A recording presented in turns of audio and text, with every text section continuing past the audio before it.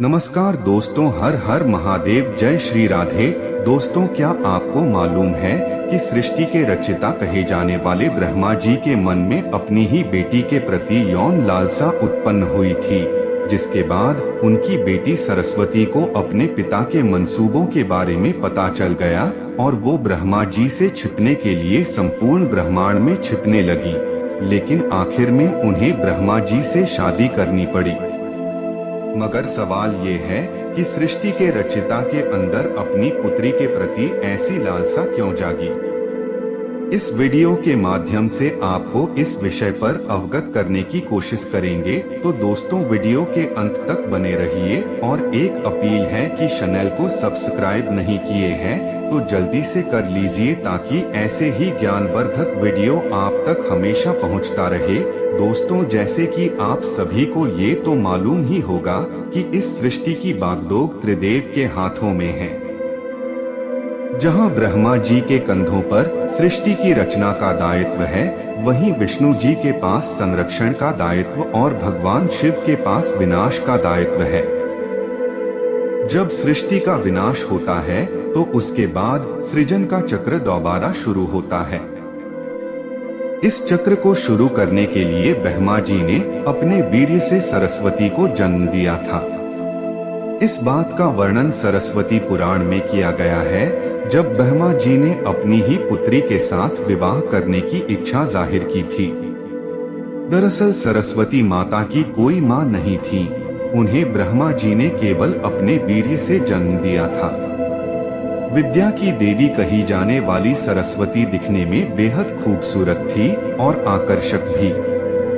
अब इस बात का अंदाजा इसी बात से लगाया जा सकता है कि सरस्वती इतनी खूबसूरत थी कि खुद उनके पिता भी उनसे शादी करना चाहते थे।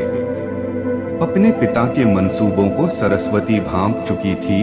यही कारण था कि वो उनसे बचने के लिए चारों दिशाओं में छिपती रही और अंत में सरस्वती आकाश में जाकर छिपी, जहां से उन्हें ब्रह्मदेव के 5वें सिर ने ढूंढ निकाला। आखिर में सरस्वती को विवश होकर अपने ही पिता से शादी करनी पड़ी और इसके बाद सरस्वती और ब्रह्मा जी ने करीबन 100 वर्षों तक पति पत्नी की तरह एक जंगल में जीवन व्यतीत किया और इस दौरान उनका एक पुत्र हुआ, जिसका नाम था स्वयंभू मनु। ऐसा कहा जाता है कि पृथ्वी में जन्म लेने वाला पहला इंसान मनु ही था और मनु ही सनातन धर्म, वेदों और संस्कृत भाषा का जनक था।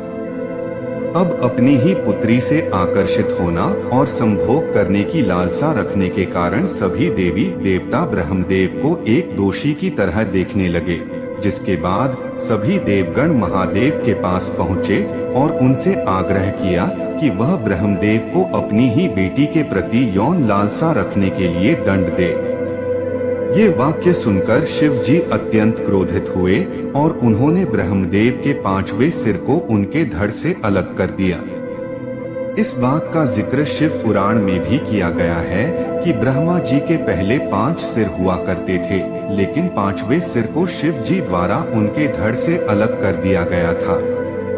भगवान शिव द्वारा ब्रह्मदेव का 5वां सिर ही इसलिए काटा गया क्योंकि 5वें सिर से ब्रह्मदेव ने अपनी ही पुत्री सरस्वती से संभोग करने के लिए कहा था, जिसके बाद क्रोधित होकर सरस्वती ने ब्रह्मा जी से कहा कि आपका ये मुख सदैव अपित्र बातें करता है और यही वजह है कि आपकी सोच भी विपरीत हो जाती है।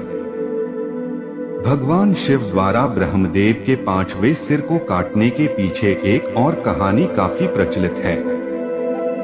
इसके मुताबिक एक बार भगवान शिव पार्वती माता को ढूंढते हुए ब्रह्मा जी के पास पहुँचे। अब जैसे भगवान शिव वहां पहुँचे, ब्रह्मा जी के सभी मुखों ने भगवान शिव का अभिवादन किया, लेकिन ब्रह्मा जी के 5वें मुख ने भगवान शिव का अभिवादन नहीं किया और अमंगल आवाजें निकालना शुरू कर दिया। ऐसे में भगवान शिव ने क्रोध में आकर ब्रह्मदेव का वो 5वां सिर ही उनके धड़ से अलग कर दिया।